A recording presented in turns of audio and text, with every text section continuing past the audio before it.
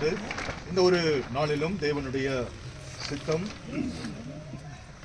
அவருடைய அனுமதியின் பேரிலே நம்முடைய இருந்து நித்திரைக்குள்ளாக கடந்து போயிருக்கக்கூடிய அன்பு சகோதரர் சந்திரன் அவர்களுடைய அடக்க ஆராதனைக்கு ஆயத்தப்படும்படியாக இந்த ஒரு இல்லத்திலே அவருடைய இல்லத்திலே நாம் ஒரு சிலராக சபை ஜனங்களாக நண்பர்களாக